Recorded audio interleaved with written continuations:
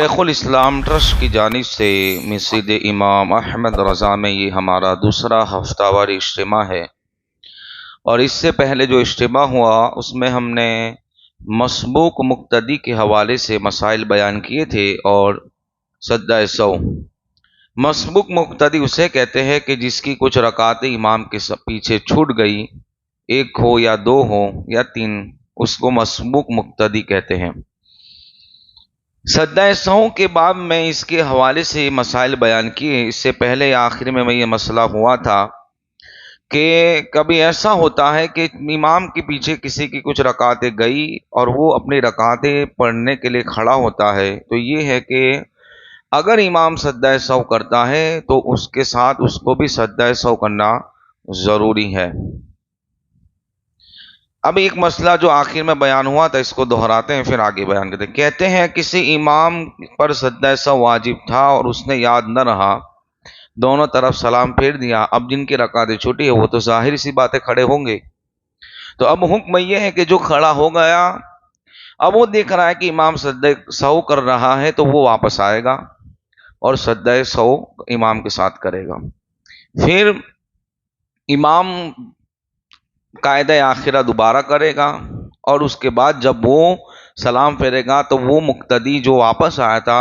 وہ اپنی بقیہ رکعتیں پوری کرنے کے لیے کھڑا ہوگا۔ پہلے اگر اس نے قرات کی تھی تو وہ قرات مانی نہیں جائے گی، پھر اس سرے سے ہی وہ نئی نماز یعنی قرات بھی کرے گا اور ثنا بھی پڑھے گا اور نماز پوری کرے گا۔ پھر آگے فرماتے ہیں کہ مسبوق مقتدی یعنی جس کی کچھ رکعتیں چھوٹ گئی، ابھی مان لو کہ کسی کی 2 رکعت چھوٹ گئی اور وہ اپنی 2 رکعت پڑھنے کے لیے کھڑا ہوا، اور ان 2 رکعتوں میں اس کا کوئی واجب بھول سے چھوٹ گیا تو وہ ان 2 رکعتوں میں بھی سجدہ سہو کرے گا، یعنی کوئی غلطی ہو گئی تو، کیونکہ وہ اپنی چھوٹی ہوئی رکعتوں میں پڑھنے میں وہ اکیلا ہے، منفرد ہے، اس لیے اگر اس میں کوئی غلطی ہوئی، ایسی غلطی ہوئی جس سے نماز بھی فاسد ہوتی ہے تو نماز بھی فاسد ہو جائے گی، ایسی غلطی ہوئی کہ جس سے سجدہ سہو واجب ہوتا ہے تو وہ اپنی ان رکعتوں کے اندر بھی سجدہ سہو کرنا اس پہ واجب ہوگا۔ اسی طرح فرماتے ہیں کہ مسبوق نے امام کے ساتھ سجدہ سہو کیا، پھر اپنی چھوٹی رکعت میں نماز پڑھ رہا تھا، اس میں بھی کوئی واقع ہوا، یعنی جو بیان کیا وہی ہے۔ پھر فرماتے ہیں کہ مسبوق نے امام کے پیچھے قاعدہ آخرہ میں تحیات کے بعد درود شریف پڑھا تو بعد میں اس پر سجدہ سہو واجب نہیں ہوگا۔ ایک یہ بھی یاد رکھے کہ جب ہم امام کے پیچھے کچھ رکعتیں ہماری چھوٹ گئی تو وہ ہمارے لیے ابھی قاعدہ آخرہ باقی ہے، تو اس میں یہ ہے کہ ہم التحیات کو اتنا سلو پڑھیں گے، یعنی اتنا اسپیڈ کم کر کے کہ امام سلام پھیر دے، ان میں یعنی جس کی جو کچھ رکعتیں چھوٹی ہے تو وہ امام کے پیچھے التحیات ہی پڑھے گا، اس کو درود ابراہیم اور دعائے معصورہ اس کو پڑھنا نہیں ہے۔ اگر پڑھ لی تو فرماتے سجدہ سہو واجب نہیں ہوگا، سجدہ سہو واجب نہیں ہوگا۔ اسی طرح ایک اور مسئلہ یاد آ گیا تو اس کو سن لے۔ آپ جب آئے امام صاحب قاعدہ آخرہ میں تھے تو آپ نے رکعت تکبیر تحریمہ کہی اور ہم ڈائریکٹ کیا کریں گے، قاعدے میں جائیں گے، جماعت ہم کو مل گئی، اس کی فضیلت بھی مل گئی۔ اب یہ ہوا کہ آپ بیٹھے ہی تھے، التحیات شروع کیا اور امام صاحب نے سلام پھیر دیا۔ یہ مسئلہ سنیے گا دوبارہ۔ آپ آئے اور امام صاحب قاعدہ آخرہ میں تھے، آپ نے اللہ اکبر کہا، جیسے ہی آپ قاعدے میں گئے التحیات شروع کیا اور امام صاحب نے سلام پھیر دیا، تو اب آپ کو یہ حکم ہے کہ آپ التحیات کو مکمل کر کے ہی اپنی بقیہ رکعتیں پوری کرنے کے لیے کھڑے ہوں گے، اپنی رکعت پوری کرنے کے لیے کھڑے ہوں گے۔ کب؟ التحیات ہمیں مکمل کرنا ہے، بھلے امام صاحب سلام پھیر دے، دعا بھی شروع ہو گئی، بھلے دعا بھی شروع ہو گئی، لیکن ہم التحیات کو پوری پڑھیں گے، پھر کھڑے ہوں گے، ثنا پڑھیں گے، اعوذ، اور اپنی 4 رکعتوں کو جس طرح حکم ہے کہ پہلی 2 رکعتوں میں سورہ فاتحہ کے ساتھ سورت بھی ملائیں گے، اور تیسری چوتھی میں خالی سورہ فاتحہ پڑھیں گے اور نماز کو پوری کریں گے. یعنی اتحیات آپ کو پڑھنا ہے، اتحیات آپ کو پڑھنا ہے. ایک خاص مسئلہ یہ بھی ہو سکتا ہے، فرماتے ہیں کہ امام صاحب دائنی طرف سلام پھیرنے والا تھا کہ مسبوق آ کر امام کے ساتھ قاعدے میں شامل ہوا، امام کے سلام پھیرتے ہی وہ فوراً کھڑا نہ ہو بلکہ اتحیات پوری کرے. اسی طرح فرماتے ہیں کہ اگر بیٹھنے ہی جا رہا تھا کہ امام نے سلام کا لفظ کہہ دیا تو اس کی یہ نماز نہ ہوگی، وہ الگ سے پڑھے گا.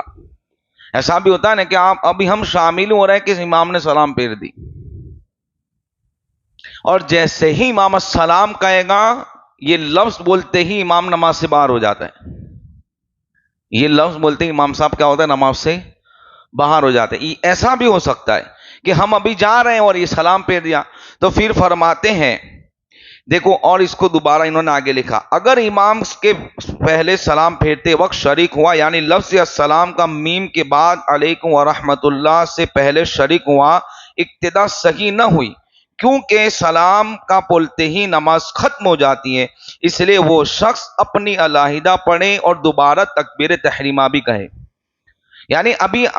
آپ نے کہا اللہ اکبر اور یہاں ہم جا ہی رہے تھے کہ امام نے السلام علیکم ورحمۃ اللہ، اب امام صاحب تو نماز سے باہر ہو گئے، اس لیے فرماتے ابتدا صحیح نہیں، اس لیے کہ ہم نے یہ نیت کی تھی کہ پیچھے اس امام کے، اور امام صاحب، اور یہ بھی یاد رکھنا کہ 2 بار سلام پھیرے، یعنی دوسری سلام پھیرنے کے بعد بارہ نہیں ہوتا امام السلام کہتے ہی باہر ہو جاتا نماز سے امام. اور آگے کا جو جملہ ہے رحمت اللہ، تو یہ تو سنت ہے، یہ تو کہتے ہی نماز سے باہر ہو گیا، تو پھر کہتے ابتدا سے نہیں، پھر وہ اپنی تکبیر تحریمہ کہے اور نماز کو نئے سے شروع کرے. اب اس کی یہ نہیں مانا جائے گا کہ جماعت ملی، جماعت فوت ہو گئی، وقت اس وقت ہے اس کے پاس اتنا، یعنی کہ بیٹھ گیا کمپلیٹلی اور پھر سلام پھیرا، بھلے اتحیات کے 2 لفظ ہی پڑھے ہیں، تو پھر اتحیات پوری کرے گا اور پھر اپنی مسبوق اپنی رکعتوں کو پوری کرنے کھڑا ہوگا. لیکن امام نے سلام پھیر دیا، آپ نہیں پہنچے ابھی تک، تو پھر آپ اپنی نماز کو دوبارہ پڑھے، ابتدا صحیح نہ ہوئی. اور ایک آخری مسئلہ کہ ثنا، جیسے عشاء کی نمازیں امام صاحب تلاوت کر رہے ہیں، آپ آئے، آپ کی ایک رکعت چلی گئی، اب جب اپنی رکعت پوری کرنے کھڑے ہوں گے تو